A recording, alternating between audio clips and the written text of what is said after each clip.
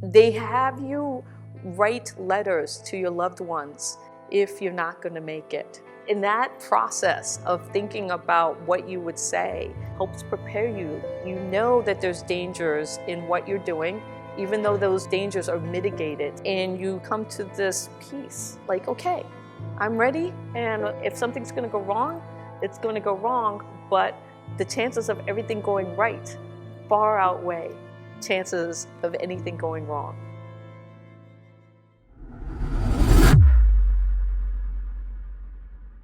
How awesome was that presentation, seriously, from Sian? I was sitting there and just talking to her, and you said she only does like 5 to 10 a year. All I'm thinking is you're going to be like on a rocket ship as a speaker. So that was just an awesome, awesome speech. So thank you for starting the day. That was a great way to do it. The one part I wanted to start with you, though. So you tell us that you meet these random strangers, and 6 months later, you're taking off on a rocket, and you have to live together for a few days. You have to make sure you keep each other alive. I mean, there's a lot going on. I thought from an applicable takeaway for all of us is you had to develop immense trust in those people. How did you do it? What are the ways that, because I think this can be useful for all of us. What are some ways you develop trust really quickly? And trust sometimes takes a long time. In your case, you guys did it in 6 months. You know, that's a really good question. And a lot of that is spending time together. Yeah. And so when you go and have experiences, you know, experiential learning is what I call it, where you go out and you do something that's challenging, and it bonds you in a way that gives you commonality, a place where you can go back to. And so one of the things that we did was we hiked Mount Rainier together as a crew. And I'm a geoscientist. I've hiked the Grand Canyon rim to rim in a day. Let me tell you, I learned that I am not a mountaineer. Really? Yeah, and I do not like hiking in snow. And so, but it was such a challenge for us to get there. And then we get to the base camp, Camp Muir, and, you know, we're cold, we're tired. One of my crew members is throwing up, you know, it was just exhausting. And then we wake up the next day, and it's a beautiful, sunny day, and you're just so happy to be there and together. But we worked as a team to get through. You know, at the end, I had my backpack on, and you don't want to show weakness. This is at the beginning, and you're carrying your backpack. And then if you watch the Netflix series, at the end, Jarrett has 2 backpacks on. He took mine, tied it to his, and carried it the rest of the way up the mountain. And being able to be vulnerable and say, I'm struggling, and your crew member saying, let me help you. And then taking that weight off of you so that as a crew you can be successful. So there's vulnerability, there's trust, there's all of these things. And knowing that when you show that vulnerability, you're not going to be penalized for it. That you're going to work as a crew to solve the situation that's immediately right in front of you so you can be successful. So the takeaway for anybody trying to build a team is let's go find a mountain and climb it together. Is that all I'm hearing? Right? Yeah, anything extreme. There is something, though. There's something to that. Think about like the best teams you've been a part of, whether it's in business or sports, of doing hard things together, right? That's when you have to be vulnerable. You're like, oh, I need some help, right? Correct. And you probably grew from that experience to when it was over. I mean, I would imagine you guys grew a lot together. And, you know, and there are things that we all have our own thing to contribute. And so even though I might have been struggling at the end with my backpack, you know, I had Haley and I was in front of her and I was like, just step in my shoes, where I'm putting my foot, you know, that was one of the things. Or checking in with each other and being like, hey, how are you doing? Are you okay? And because at first you're just like, no, I'm great, you know, I can do this. But once you're together, you realize, you say, oh, you know, I'm struggling here. And being able to know that you learn that you've got each other's back through those experiences.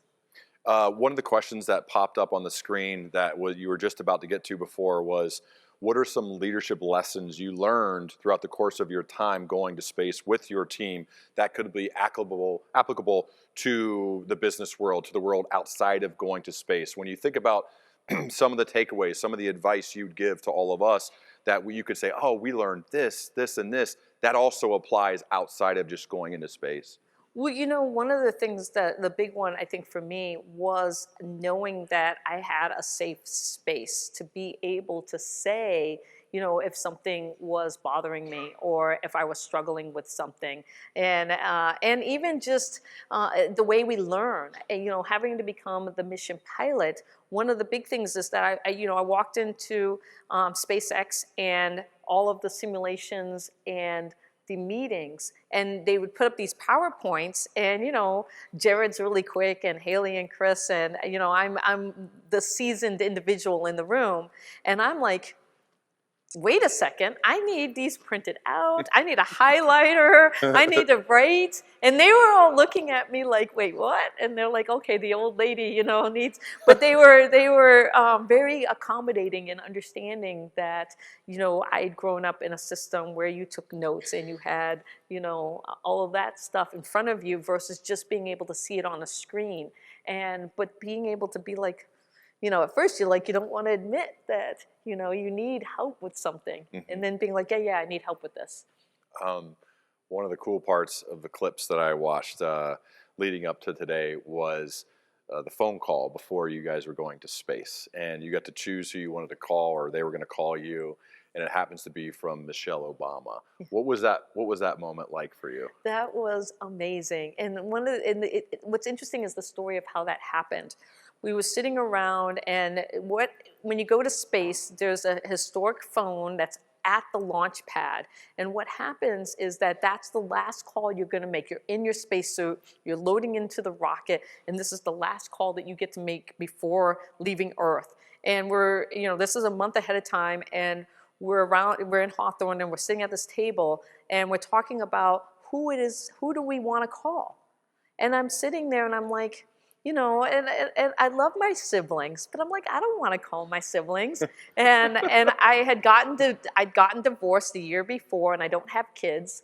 And so no husband, no kids, no parents. And I'm like, do I really want to call my siblings? And I said that out loud. I'm like, I don't really want to call my siblings. I want to call somebody who inspires me, somebody like, like Michelle Obama.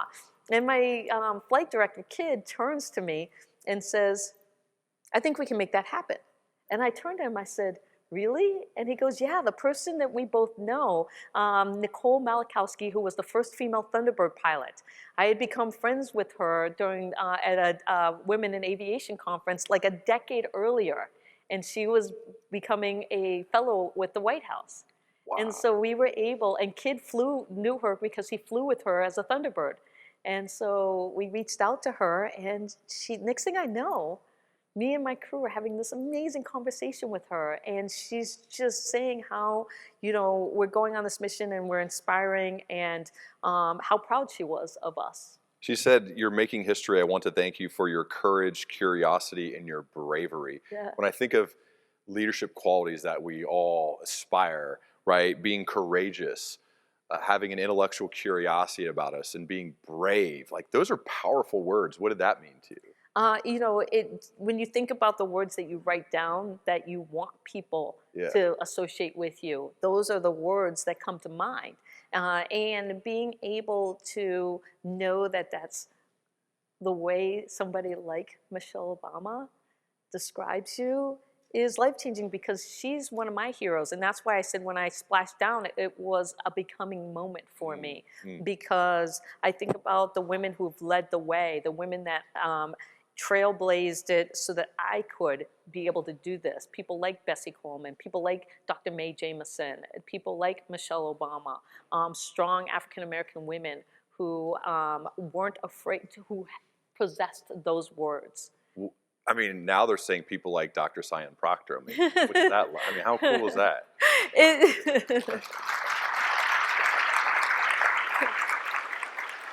Thank you.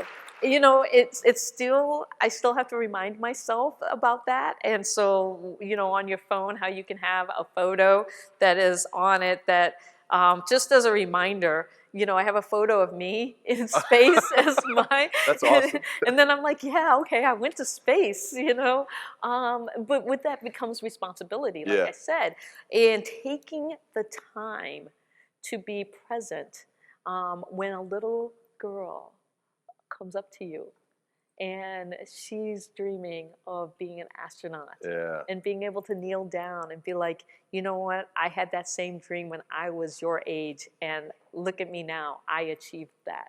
Wow. How do you stay humble? Honestly, like, how do you stay humble with all of the things that you've accomplished? Well, I think in the end of it is that I still just see myself as an ordinary person, Hmm. because I feel I'm filled with gratitude for the opportunities that I've had, but I also feel like I want people to know that I am just like them.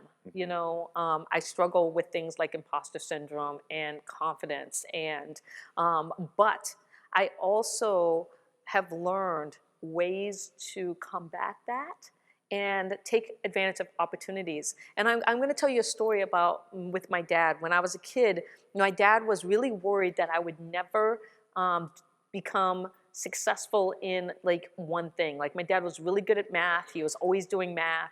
And he would call me a jack of all trades, master of nothing.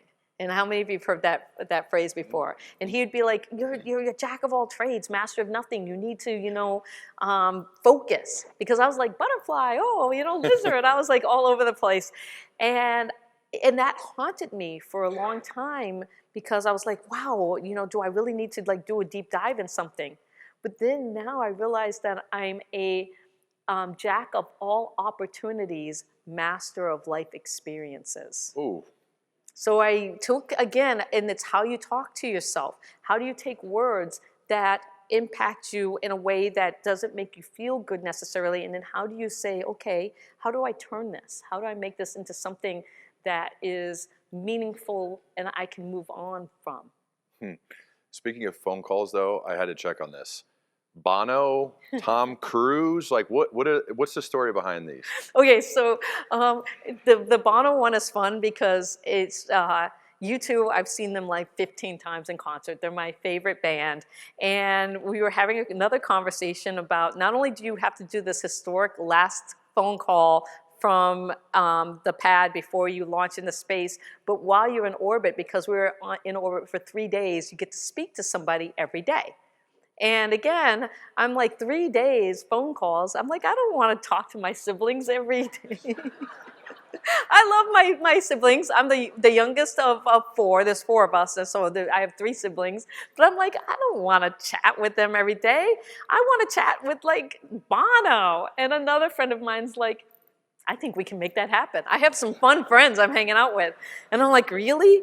And so we're sitting there in the capsule, and SpaceX is, Dragon capsule, hold for Bono. And then the next thing, Bono comes on, and it was really funny because my commander, J.E.D.I, was like, hi, Bono, it's really great to meet with you. And he's like, yeah, I'm here to talk to Sian Proctor. And I'm like, thanks, J.E.D.I. And I talked to him for like 20 minutes in space. Wow. Mm-hmm. That is wild. I think of this phrase of we need to be a good teammate. I think I have a sports background, but this is very similar whether you're playing hockey Mm-hmm. or you're flying in a rocket and you're going to space or you're leading a business or a company. It is very helpful to be a good teammate. Yep. What are some of the qualities and the behaviors of somebody like you and those you surround yourself with to be a good teammate? One of the things about, that I've learned, and a lot of this started with, I grew up playing sports, but then also going into living in Moon and Mars simulations, doing the high seas habitat for 4 months. And again, that was with basically 5 other strangers, so there's 6 of us.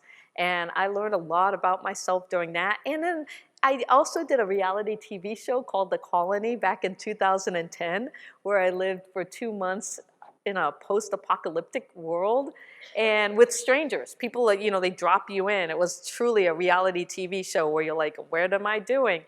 And navigating those spaces, I really learned a lot about myself and how to be a good crew member or teammate. And one of the things was, first of all, and when you're comfortable with sharing who you are, like, are you a morning person? Do you need your coffee? You know, what are your strengths? You know, I'm really good at these things. Not what are your weaknesses? What are your strengths? What do you bring to the table? And I think that that's so important that when Inspiration4 came together, I reached out to J.E.D. and I said, J.E.D., you know, my school is a strength school. You know, all of the students and the faculty, we all know what our strengths are. I'd love to take and bring this to our crew. And so I made them take the Strengths Finders assessment, and then I mapped it all out so that we could see where we aligned and where we had gaps and how we could communicate in that system. So being able to understand yourself and your tendencies, I think, are important. But then also is knowing what gets on your nerves, right? Yeah. Sometimes, like living in a high seas habitat, one of my friends, you know, at the end, she wrote a book and she was talking about how the way one person walked down the stairs just annoyed her, you know, and after 4 months, you can imagine. But this is with space travel. These are real concerns. Yeah. Like the way somebody might chew or the way, you know, just who they are over time could really grate you. Yeah. And so then how do you deal with that? And what we've learned from living in Moon and Mars simulations is that you can't avoid conflict, whether you're on a team, a crew, within a family. Conflict is going to arise. It's how the skills that you were given to be able to mitigate that conflict. So when it does arise, it doesn't tear the crew apart. It doesn't tear the team apart. I want to go inside the capsule. You're sitting in there. I mean, the video you used was so cool. The way you tied that all together. So awesome job. But I'm thinking about what's going through your head as you're sitting there. You can probably hear this loud noise as you're about to take off. Like, how much fear? How scared are you? Like, is this thing gonna blow up? I mean, I can't even imagine what's going through your mind at that time. You know, that was one of the things where, you know, you're counting down and you realize that you're actually going to go. Like, it's not going to be delayed. And I had permagrin on my face in my spacesuit because I was so happy and relieved that I'd made it, that I'd gotten to that part, because there's nothing, I think, more devastating than being so ready and so hopeful and then having it ripped away. You know, because if I had, could you imagine that I've trained for 5.5 months and I'm going into quarantine and I test positive for COVID? Yeah, and SpaceX is like, yeah, well, we're gonna fly a sandbag, you know, in your spot, or you know, or you break your leg, you know, or something happens where you just can't go on this journey that you've been training for. And I tried to explain it to my family and friends what it was like. It's like being selected for the Olympics and everybody congratulating you, and you're like, no, no, no, I still got to win the gold. Like, yeah, I'm on the Olympic team, and yeah, that's great, but I still have all this time to when I compete. And when I compete, I got to be my best that day. And lifting off when that rocket was taking off, that was when the Olympics, the games started, where you're still in it and you're like, yeah, we've got to win this. So you're not thinking about the danger at all? No, no. No, really? Oh, no, okay, so not at all. I wasn't afraid of the danger because I have resolved that there are worse ways to die. Yeah. I mean, let's be honest, right? I mean, doing something you love on a rocket, I'm like, yeah, I feel like this is, if I were to not take that chance and then, you know, and I imagine, you know, being on my deathbed 10, 20, whenever years later and being full of regret for the things that I didn't do because of fear. And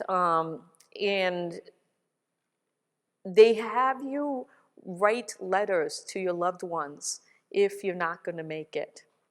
And, you know, in that process of thinking about what you would say, I think helps prepare you to some extent, that you know that there's dangers in what you're doing, even though those dangers are mitigated.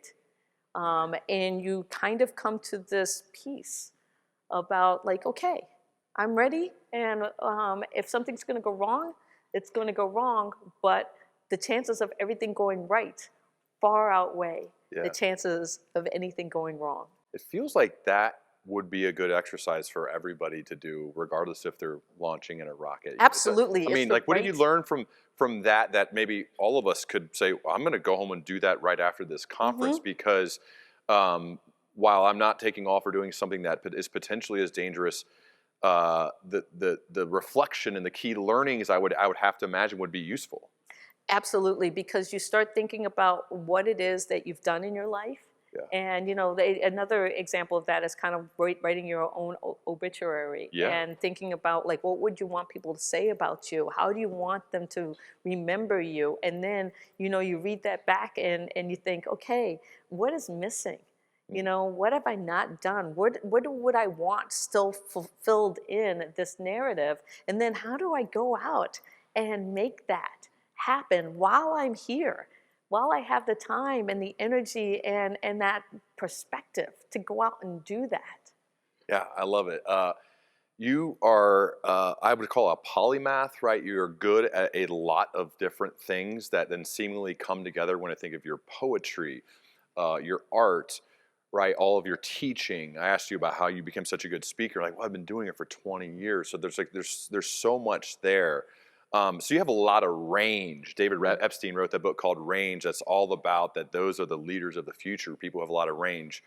Are you just multi-interested in a lot of things, or what makes you want to do so many different things with excellence, I would say? One of the things was that I'm just curious. I'm an explorer. And as a young girl, growing up and running around in the woods and doing things, building forts and stuff, I'm really thankful that my parents didn't squash that exploration, that curiosity. In fact, my dad fueled it. What dad buys their 10-year-old girl a Rambo knife? But Rambo came out when I was 10 years old, and I was like, I want a Rambo knife. My dad's like, sure, here you go. I think back to those things and I think, wow. But having that love of exploration. And what I did was I was thinking how I would never, be a first at anything, because all of the things there was to learn, people had already discovered it, because that's the narrative, we kind of grow up with. Like, the people have been to the North Pole, to the South Pole, the bottom of the ocean, all of these things. And then I realized that I was thinking about exploration wrong. That exploration is not about learning something new for humanity. It's about learning something new for yourself. And that every day we are explorers, as long as we're open to the opportunity to learn something new. And so for me, I'm always like, oh, I haven't done that. I'm going to go try that. That looks really interesting. What about pressure?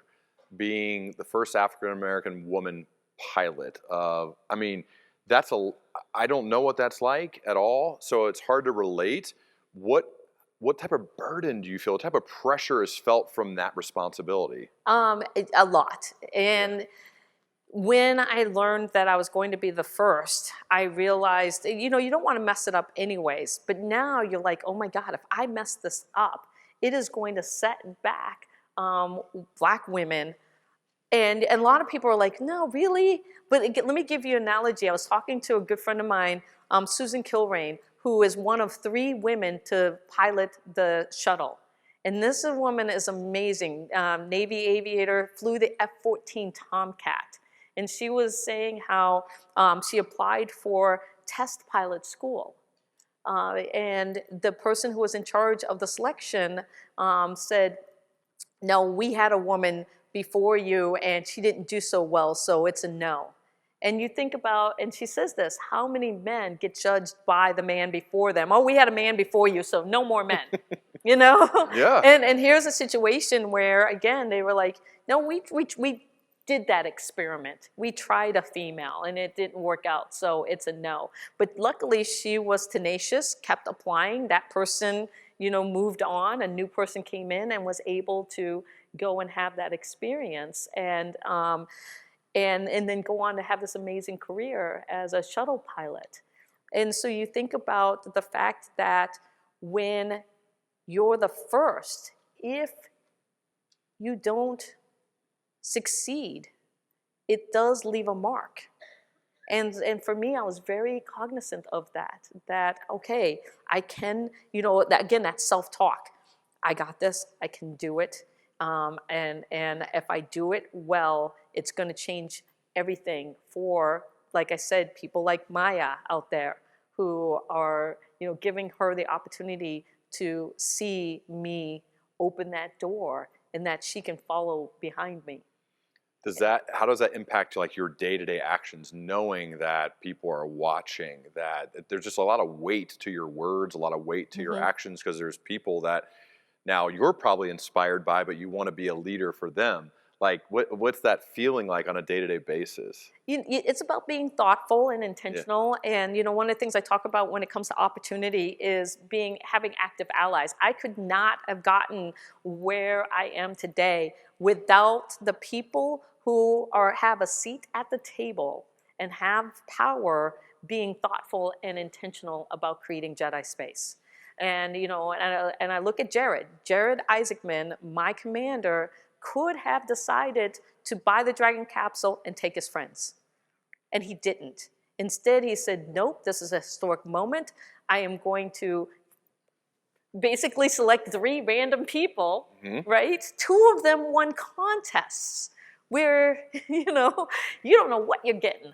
Yeah. And then, not only that, but then have the foresight to say, and I'm going to reach out to St. Jude Children's Research Hospital and tell them, I want to do the largest fundraiser ever in your history. Cool. How about $200 million? And not only that, but I want to fly a childhood cancer survivor to show people that your life can lead to amazing things. Wow, that's so cool.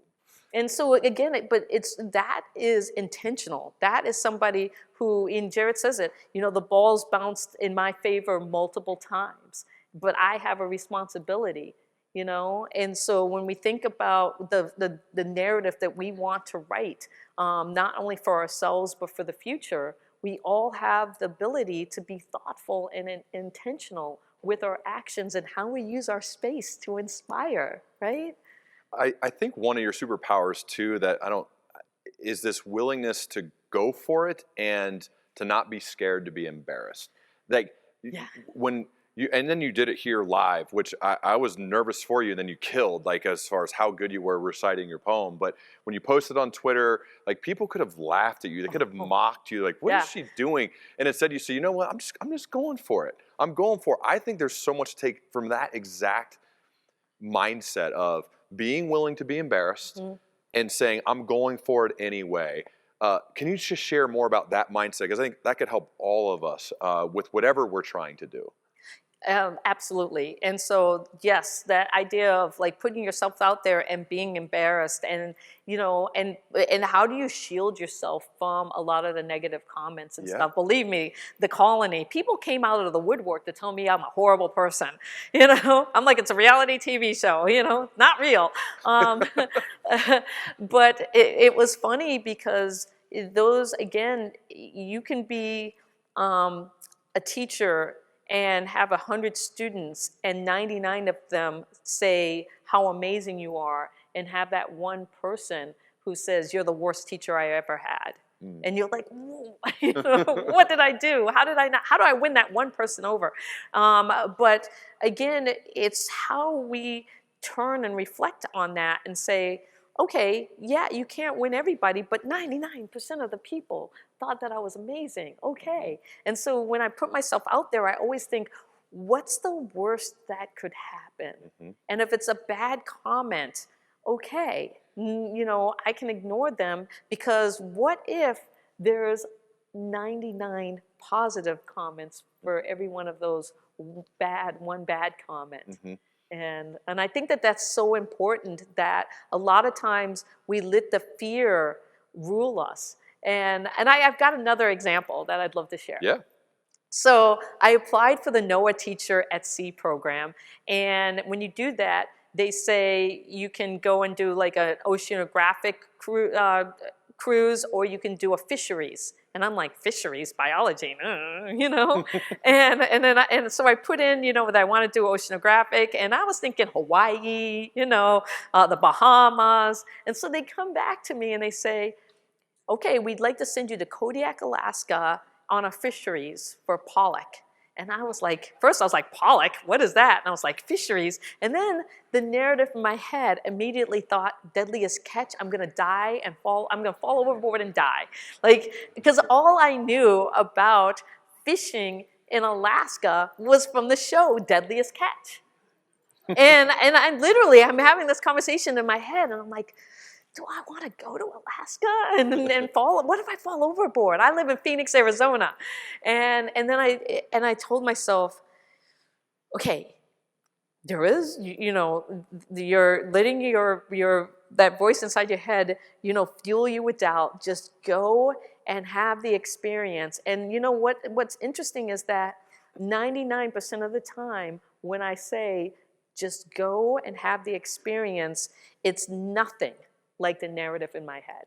But the narrative in my head makes things to be so much worse than it actually is. And I ended up going, and it was amazing, so amazing that I went back to sea multiple times. And even the NASA, the scientists, the NOAA scientists are like, we've never seen this, the sea is so calm, And I was like, yeah, this is beautiful sunny days. And but I was amazed at how that narrative in my head, makes it out to be something that is absolutely devastating or terrible or horrible, that's always going to end bad.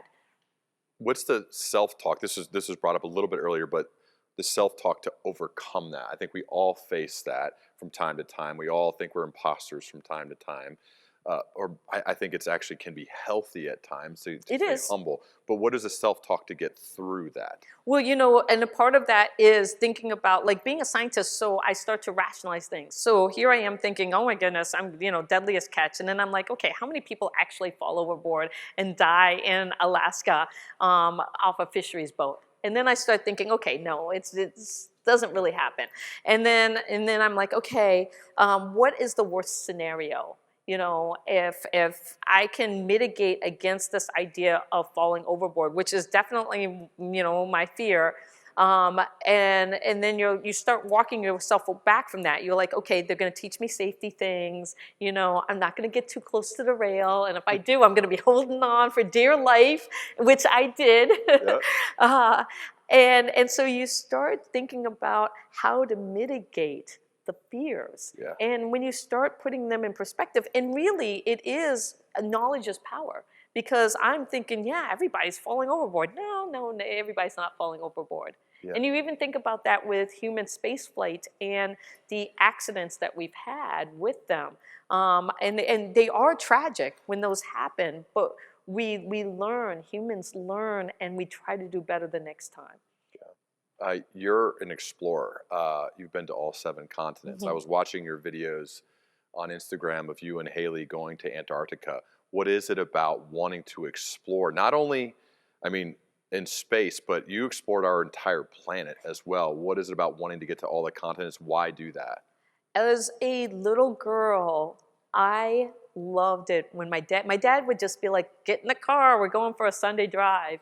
And I would be like, okay, and I'd jump in the back and I'd have the map, before GPS. And I would always have our map out, and I was trying to figure out where we were, and then looking out at the beautiful scenery and just how beautiful our world is. Mm. And so as an early age, I was always out in the woods. I was always running around, hiking and doing things and fishing and just loving nature. Mm-hmm. And so for me, when it comes to exploring and going to places I've never been before, it helps me grow. It broadens my mind. It fuels my soul. And I saw going to space as an extension of that.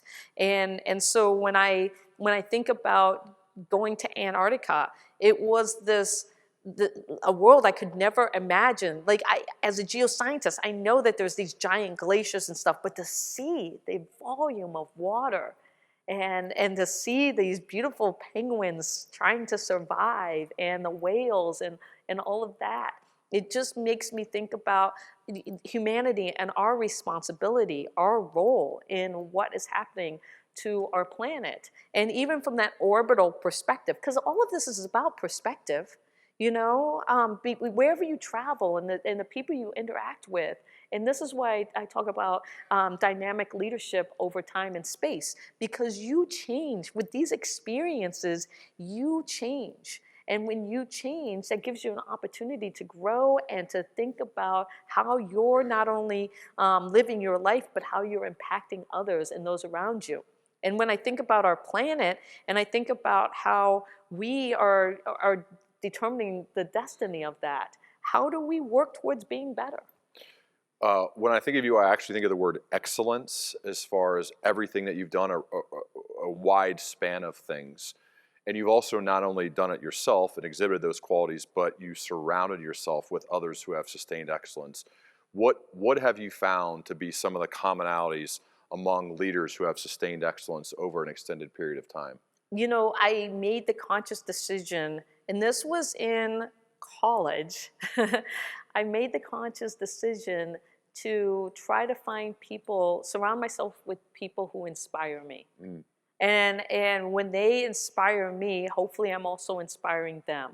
But when you walk into a room and you're surrounded by people who just bring out positive energy in you, that they're inspiring, they're hopeful, they're imaginative, they're creative, it changes you to want to be the same. And I think that that is an important part of, and a lot of times in organizations, you don't have a choice, right? You're kind of given a hodgepodge of people that you're working with. But within that, it's like, how do you set a culture of inspiration? And of course, a J.E.D.I space is part of that, because if you can create a J.E.D.I space that fuels creativity and inspiration, then you want to come to work. You love your colleagues. You're like, man, I want to come here and hang out with you guys because you're bringing out the best in me. Mm-hmm. Seeing the video of you splashing down and then you dancing off it, which is really cool.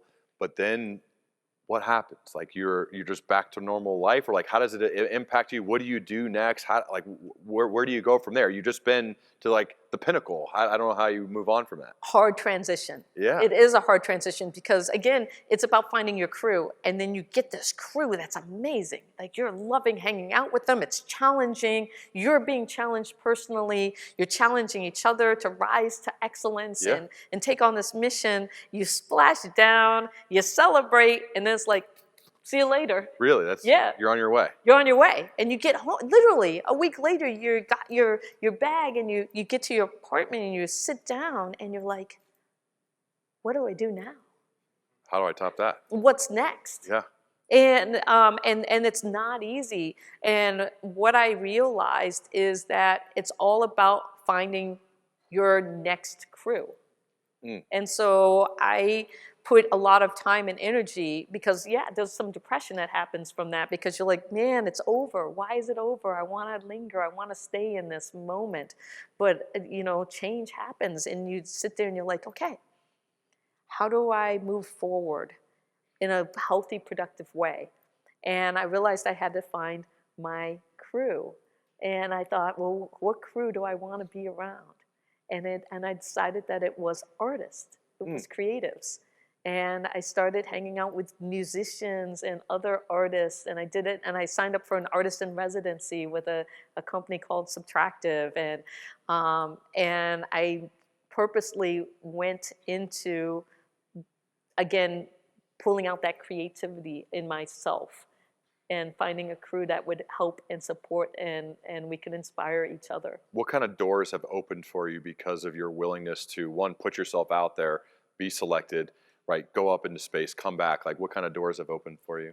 And that's the interesting thing about opportunity. When you say yes to opportunity, it opens up doors you never ever imagined. And for me, I've seen that every single time when I step through one door, all of these other doors open. and I love options. And so one of the big things is being on the Space Council, the National Space Council Users Advisory Group under Vice President Harris. And so that was something that I never would have thought that I'd be doing that and sitting at that table. But now here I am. And another one is I got a fellowship at Arizona State University, my alma mater, where they are supporting me as an artist in residence and creating new art in a fabrication lab. Again, I never thought that I would be doing these things. Yeah, what does art mean to you? Why is that an important focus of yours now? I have spent my entire career as a scientist, and what happens is you tend to get tracked either one way or another. And back in the day when I was a kid, you're either good at science and math, or you're arts and business or something else over here. And I love being a scientist. I've loved my career of learning about geology and how our planet works and all of that. But I was also the kid that was always looking over at the people at the art side and being like, what's going on over there? I wish I had some talent in that area. Yeah. And thinking like, oh, I don't have any talent. And then discovering that creativity during COVID and realizing that we are all creative. Every day we do and make decisions about the world around us. And I realized that when I found art and poetry, I also found flow. How many of you know flow, when you get into a state of flow? And so this is really great research to think about, but it's when you're doing something and time dissipates. It goes away because you're so into what it is that you're doing, and you're loving what you're doing so much that you forget to eat, you forget that, hours pass and you're like, whoa, wait, no, you come out of it and you're like, wow, that was amazing. And what I realized is that when I was doing art, I was going into these flow states. And it was like, meditative, it was, this really kind of healthy release that I was experiencing. I love it. You want to bring up the questions from the crowd? I want to make sure there was a lot of them that we weren't able to get to before, so I'm happy to do those now if you guys want. You can bring them up on the screen. Can I ask you a question? Yeah, sure. So when you think about your creative endeavor and your creative story, and so what made you decide to do what you're doing? Thank you for asking that. A deep curiosity about people and their stories. So I got my MBA and my company paid for it, and I felt like I was wasting time by not going back to school, but I didn't love all of the formal aspects of graduate school, and instead said, what if I could choose my own professors? People like you, honestly, choose my own professors who have lived extraordinary lives, who could tell great stories. If I could choose my own and then follow my curiosity, ask them questions, who knows what could happen? And that started 8+ years ago now, 500 of these things. And I think there's a lot to be said for following your genuine curiosity with great rigor. And if you do that, I mean, you may end up on a stage with someone like you, which I could have never imagined. So it's pretty wild. But you think about the fact that you took the time to have that conversation with yourself. Right, yeah. And that's what a lot of times when we're talking about whether it's combating, imposter syndrome or at opportunity, it really all begins with the conversation you're having with yourself. Yep, yeah, exactly. I love it. I saw some of them pop up briefly. We'll get to them. Okay, we have so few women pilots in our industry, and they're often under the microscope, and like you feel they carry all women pilots on their shoulders. What advice can you give to them, and perhaps more so to their male peers and supervisors? Oh, for the male peers and supervisors, be active allies. Yeah.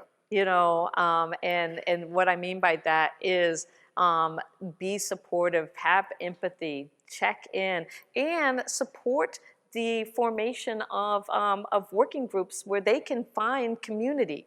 Because when you have community, you have support. And so how do you create community within your industry or within your company for the different groups that are there? But also, and create a J.E.D.I space. But when you have these communities that are getting together, you've got to ask them, how can we support you? but also how can we make it so that we also are a larger community coming together and working together, so that we're not only supporting these smaller communities within, but the larger organization can thrive and become a community that supports each other. Yeah, being a true sponsor for it. Okay, how do you maintain your positive, room-changing energy even on hard days? Love that. Oh, yeah. I feel really fortunate that when I did my strengths, I think positivity was like number 3. I can see that, yeah. And having that glass, half full mentality but I'm an introvert by nature. So as soon as I'm done here, I'm going to my room. I'm going to hide out. I'm going to listen to some music. um, so that ability to recharge. I think part of it is that I chose to be a college professor. I chose to be in the classroom and the community college system. Did anybody go through the community college and take some classes? Thank you. And so the community college system is really interesting because we're open access. We can have, the youngest I've had in my class is a 12-year-old because their parent can sign you into a class, up to an 80-year-old African-American woman who's like, I've raised my grandkids and I want to show them that, it's never too late to go back to school. Sitting side by side, right? So you have this wide range of individuals that are in your class. And they don't want to be taking geology. I have non-science majors. None of them, like 99.9% of my students are non-science majors. And you want to leave them inspired. Mm-hmm. And so you get trained, like we were saying, of being able to go in there and reach out and talk to them. I'd walk to each table and I'd be like, hey, how are you doing? And checking in on them and just trying to let them know that them being in my classroom was important to me. Just like in this room, when I turn and I look over here and just trying to let everybody know that I appreciate and I see you, and the fact that you're here for this event and also supporting me, and how important that is, and that I want to give back to you and your time, and be considerate of that. As a global explorer, what was your most rewarding or meaningful exploration outside of orbiting our planet Earth? Yeah. Okay. I love travel, and now the best place that I've been so far on Earth was Antarctica. It's so different than any place that I've ever been, and I really absolutely love that. But every place that I go has its own unique characteristic. And as a result is that when people ask me, well, where's your favorite place? It's hard for me to pick, but I think one of the things is like, where have you gone back to again and again? Because I love going to new places, and I rarely like going back to a place I've been. But if I actively choose to go back to a place I've been, then it's a place that I loved. And an example of that is Italy. Food, wine, art, history. Yeah, love it. What do you think your dad and mom would say to you if they were waiting for you when you returned to Earth? Oh, well, what a dream that would be. I think that they would be really proud. My dad would have been like, I knew you were going to be able to go off and do something special. That he was just a great dad. Yeah. Please talk about flying in fighter jets. Oh. Yeah, so you know these better than me, I would The imagine. MiG-29 and the Alpha Jet and the L-39. The MiG-29, what an amazing aircraft. And so it was the first fighter jet. If you're going to get in a fighter jet for the first time, go big. So Jared's like, being my commander and me being his pilot, he's like, we're jumping in the MiG-29. I'm like, let's do this. And it was great because on takeoff, he just hit the afterburners. It was just before sunset, and we just pitched up and burned right up, and then he pitched us over, and I was just like, oh my goodness, this is the best, and feeling the G's push you, and then And flying with him, and then for the first time, you know, we're flying in the MiG, and the other the L-39s and the Alpha jets form up on us, and to look off to the right and to the left and see the other jets come in with you, and thinking, not only am I in a fighter jet for the first time, but we're flying formation, and we had lost one of Jared's crew members. Had passed away, who was a very famous aviator, F-14 Tomcat, and he helped with Top Gun and all of that stuff.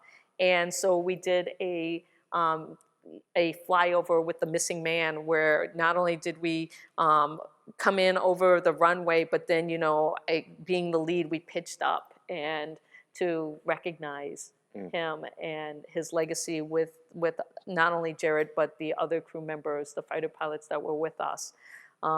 So that was a really special moment to be able to have that be my first flight in the jet. But what was really also great is Jared's like, let's pull some G's. And so he goes into a left-hand turn and starts pulling 6 G's. And I'm in the back and I'm like, you know, pressure breathe in. I'm like, oh, okay, this is 6 G's. And it was funny because I thought he was gonna stop. And then, you know, 1 minute goes by, 2 minutes goes by, 3, and I'm like, oh, okay, we're gonna do this, you know? And then finally he, you know, rolls out of it, and I was like, oh, all right. And that really was great, because when I went to, you know, when we blasted off into space, and particularly when we came back in, because a lot of times people are like, what was it like going up? Well, it's a slow G that you build up to. But coming back in, you hit the atmosphere. You're hitting the atmosphere like a bullet. You're going 17,500 miles per hour. You hit the atmosphere, and we're like at 0.2 Gs, and Haley's like, oh, what is this? And we're like, whoa, gravity's heavy. And, you know, and you're getting pushed back. And so you have a faster G load, and it's sustained longer. And I kept thinking, I'm like, ooh, this feels familiar. I did this with Jared. Okay, I know I can get through this. Oh, love it. Did they let you keep the spacesuit? No. Oh, come but, my commander, J.E.D.I, officially owns all of our spacesuits, and he asked us where would we like our spacesuit donated. Oh. His spacesuit is going to Kennedy Space Center. Will be on display there. Haley's is going to St. Jude Children's Research Hospital. Chris's is going to Space Camp. And mine is going to the Smithsonian Air and Space Museum. Wow. So cool. And I told them they better put me close to Bessie. You know, I want a plaque that shows like she led the way. That just makes sense. Yeah, that makes sense. I love that. Who do you look up to most, and why? You know, obviously my dad played a big influence in me, in my life. And, you know, when we think about who we look up to most and why, a lot of that changes as, you know, as we grow and our leadership style changes and we evolve.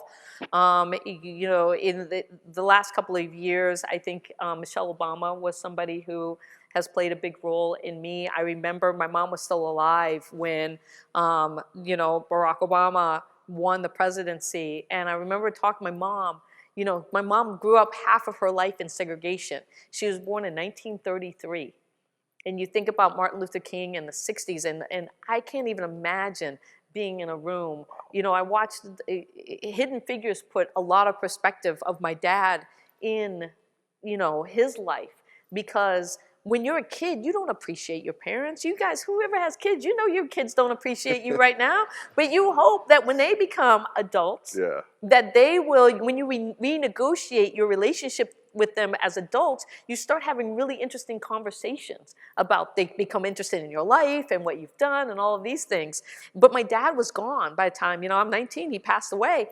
And so I didn't get to be like, Dad, what was that like? I didn't ask him about Neil Armstrong when I was like 7 and 8 because, and so I missed out on being able to ask him all of those interesting questions. And I think about the fact that when I talked to my mom after, you know, Obama won the White House, and how happy she was. And how and how she had called her siblings and they were crying at this moment. And I think that that's what a lot of people who, you know, aren't African American don't understand. Yeah. That it was another barrier to opportunity that we got to see, you know, open up. And the people who lived during segregation thinking that would never happen in their lifetime, where, you know, you can't sit in this location of the bus, you can't, you know, you could get killed by going down into the South or talking to somebody the wrong way, or all of these kinds of things. And then, you know, when I think about Black Lives Matters in the height of COVID, and when I wrote that poem, you know, that line was very intentional. You know, when I say, let's stop sucking out the air of our humanity, and thinking about George Floyd, and thinking about the fact that you can still be, you know, killed for the color of your skin here in America. And when I walk into a room, people don't, you know, we talked about, somebody mentioned yesterday about you have 1 second, less than a second, and people are going to make judgments about you. Yeah. You know, as a Black female in America, walking into a room, you know, people don't know my resume. They just see me as a Black female. Yeah. That kind of leads to the next question. As a minority on both aspects, both race and gender, how do you combat the stereotypes often arise in the community? And that's one of the things where sharing my story is so important.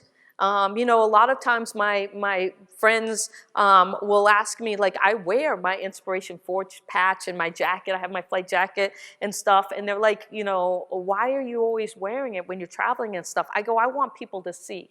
I want people to come up to me and say, hey, you know, what does this mean? What does Inspiration4 mean?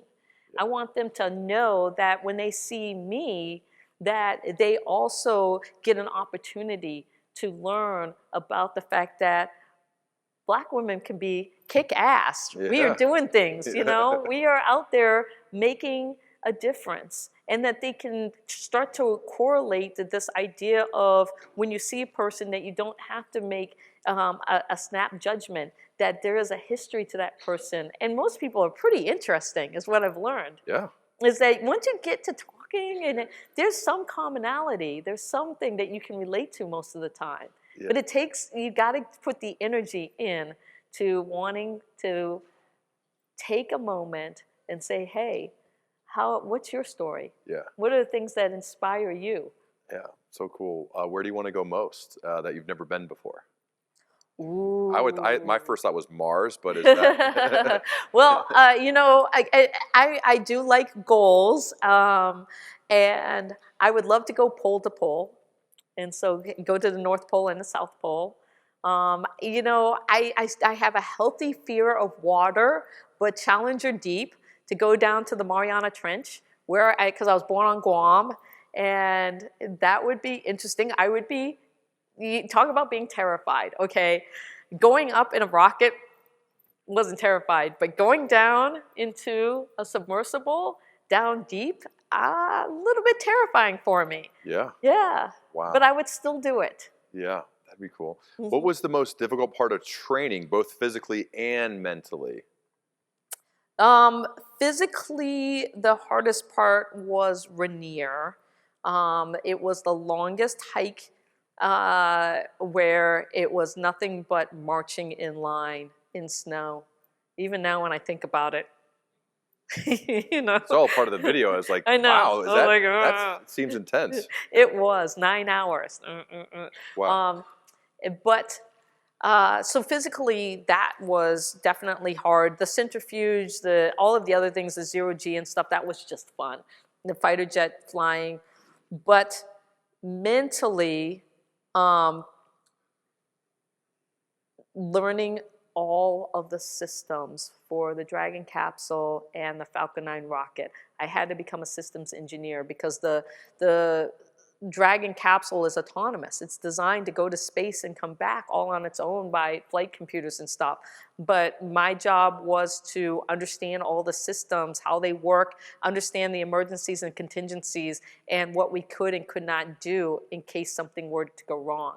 And so I provided situational awareness for my commander so that he could make decisions in SpaceX. Love it. Lots of learning, lots of acronyms. I can't even imagine. Ryan, as leaders, how can we be more curious about the regular people we interact? I'd be curious to hear what you think about this too. Everyone's got a story. Robert Greene told me that he finds people endlessly fascinating, and I think of every person as endlessly fascinating and trying to understand what they're all about, where they're from, why they are the way they are, whatever it is that they do. And I think if you approach people, there's like two ends of the spectrum. There's judgment and there's curiosity, and they're very far apart.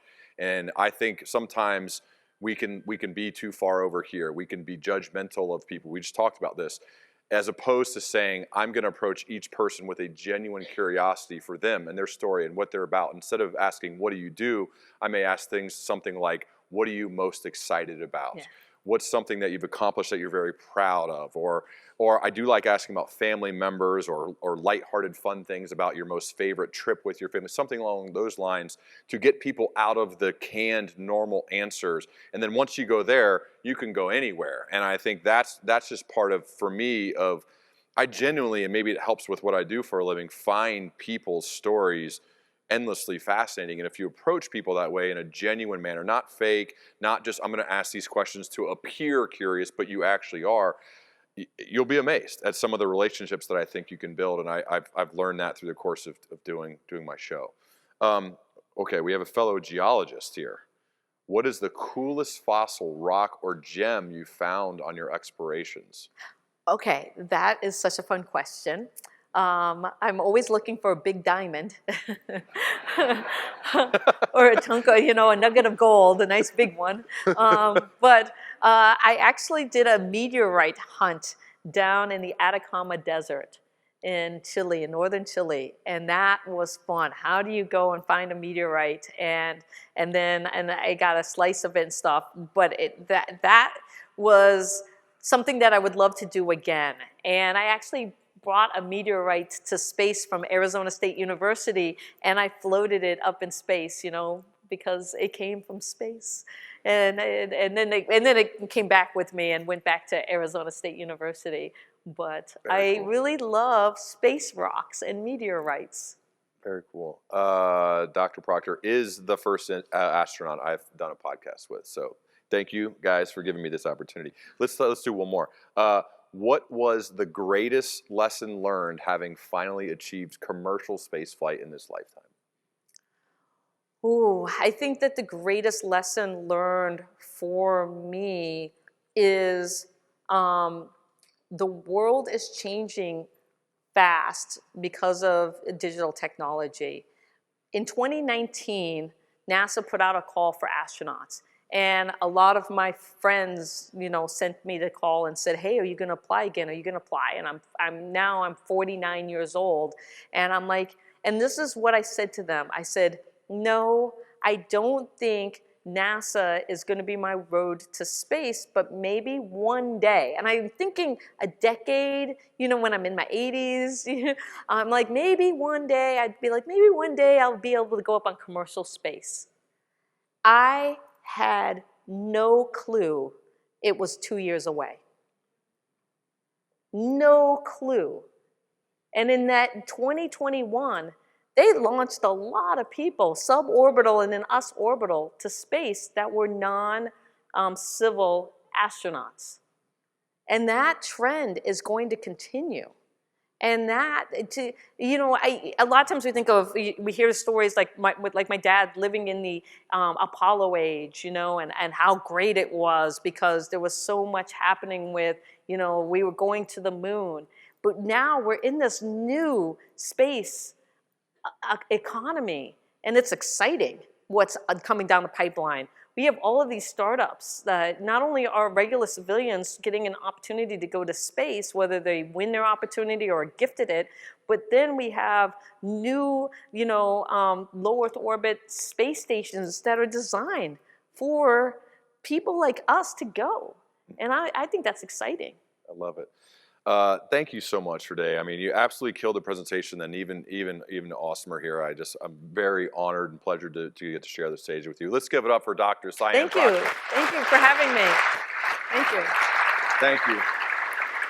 Thank you so much. It was awesome. Thanks. It was so cool. It's been Thank you. great.